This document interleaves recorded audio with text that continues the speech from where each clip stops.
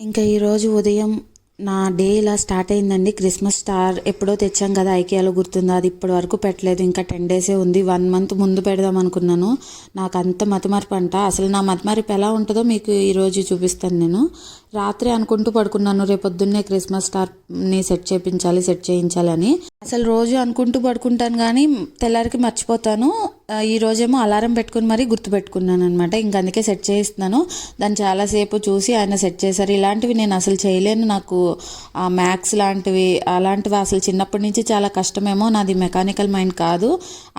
ఆ స్టార్ని ఎలా సెట్ చేస్తున్నారో కూడా నాకు అర్థం కాలేదు. ఆ బుక్ తిరిగేసి చూశాను కానీ నేను ట్రై చేశాను కానీ అవ్వలేదు. ఫైనల్గా సెట్ చేశారు.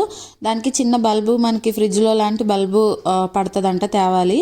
ఈవినింగ్ పెడతానన్నారు. ఇంకా తెచ్చి దాన్ని సెట్ చేసి పక్కన పెట్టుకున్నారు. ఈవినింగ్ దాన్ని మన బాల్కనీలో సెట్ చేయాలి. యాక్చువల్లీ ఇది అపార్ట్మెంట్ కదా, మనకి ఫ్రంట్ సైడ్ పెడితే అంత బాగోదు, బ్యాక్ సైడ్ పెడితే అందరికీ కనిపిస్తుందని ఇలా వస్తుంది అని చెప్పి మా హస్బెండ్ చూపిస్తున్నారు. పక్కన లైటింగ్ కూడా ఉంటుంది. యాక్చువల్లీ డోర్కి కూడా కొంచెం డెకరేషన్ చేద్దాం అనుకున్నాను. కానీ అవన్నీ నేను చేద్దాం అనుకుంటాను కానీ నాకంత ఏమో మళ్ళీ మర్చిపోతాను. దాని మీద అంత పెద్ద ఇంట్రెస్ట్ ఉండదు నాకు.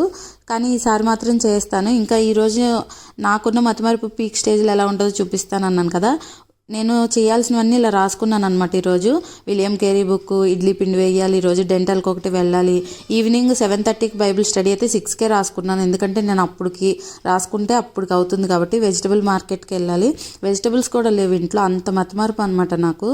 ఈ మతిమరుపు అసలు ఇంతలా ఎందుకుందో నాకు కూడా తెలియదు. మేబీ ఎక్కువ బైబిల్ చదివితే అవి ఎక్కువ గుర్తుండి నాకు ఎక్కువ ప్రైడ్ వస్తుందని దేవుడు ఇంత మతిమరుపు ఇచ్చారో నాకు తెలీదు. నన్ను మర్చిపోతాను కాబట్టి ఎప్పుడు బైబిల్ చదువుతూనే ఉంటాను.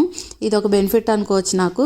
ఇంక ఈరోజు విలియం కేరీ బుక్కే చదువుదాం అనుకున్నాను కదా. యాక్చువల్లీ ఏ బుక్ చదవాలనుకున్నాం, కొంచెం ముందు బైబిల్ అనేది ఎంతో కొంత చదివి స్టార్ట్ చేస్తాను. అలాగే బైబిల్ కూడా కొంచెం చదివి విలియం కేరీ బుక్నే చదువుతాను. ఈ విలియం కేరీ ఎవరైనా తెలుసుకోకుండా ఉంటే మాత్రం తెలుసుకోండి. ఇంకా అన్ని ఇలాంటి బుక్స్ కలెక్ట్ చేద్దాం అనుకుంటున్నాను. ఆల్రెడీ నా దగ్గర కొన్ని బుక్స్ ఉన్నాయి కానీ